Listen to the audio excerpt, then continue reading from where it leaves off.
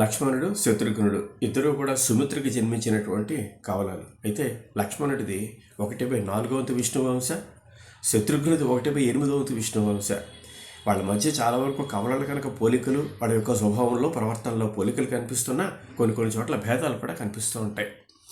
ఇక్కడ ఇద్దరిది జాతక చక్రం ఒకే విధంగా ఉంటుంది. 5 గ్రహాలు ఉచ్చులో ఉండడం, ఇద్దరిది కూడా కర్కాటక రాశి, ఇద్దరిది కూడా కర్కాటక లగ్నమే.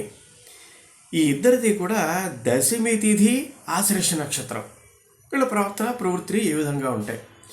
ఇద్దరికీ కూడా రామలక్ష్మణ భరతశత్రుడు నలుగురిది కూడా ఒకేసారి ఉపనయనమైంది, అది 11వ ఏట.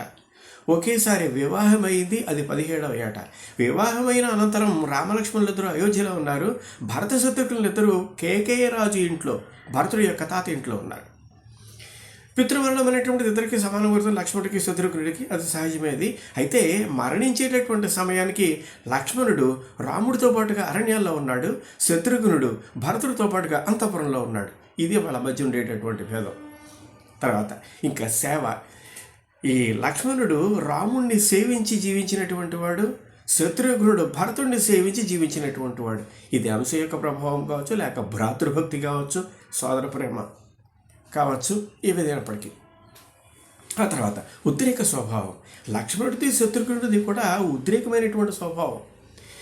దీనికి అంశం ఏమిటంటే, లక్ష్మణుడు ఈ దశరథుడి కైక మాట విని రాముని అడవులకు పంపించడం అనేటువంటిది ఇష్టం లేక, అవసరమైతే దశరథుడిని చంపైనా, కారాగారంలో బంధించైనా సరే రాజ్యాన్ని ఆక్రమించుకుందామంటాడు రాముడితోటి.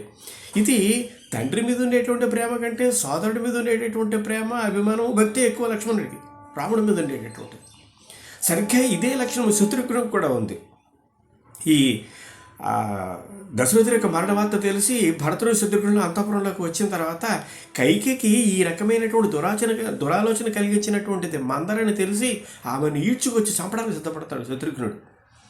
అలాగే లక్ష్మణుడికి సంబంధించి శూర్పణఖ విషయంలో ముక్కు చెవులకు వేయడం అనేటువంటిది, ఇది కూడా లక్ష్మణుడికి ఉద్రేక స్వభావమే.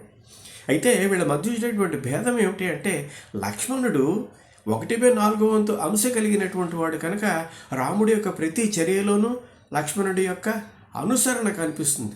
రాక్షస సంహారం అంతటి ఆఖరికి రామరావణ యుద్ధంలో కూడా. కానీ శత్రుఘ్నుడికి అంశరీత్యా ఉంచినటువంటి భేదము చేత అది కనిపించదు. పాత్ర యొక్క ప్రాముఖ్యత కూడా అంతే. రామాయణంలో లక్ష్మణుడికి ఉండేటువంటి ప్రాధాన్యత కంటే శత్రుఘ్నుడికి ఉండేటువంటి ప్రాధాన్యత చాలా తక్కువ. అందుచేత ఈ లక్ష్మణ శత్రుఘ్నులు ఇద్దరూ ఒకేసారి జన్మించిన కవలలు అయినప్పటికీ అంశంలో ఉండేటటువంటి భేదము చేత చాలా మడిక పోలికలు, కొన్ని సందర్భాల్లో ఆ భేదాలు కనిపిస్తూ ఉంటాయి.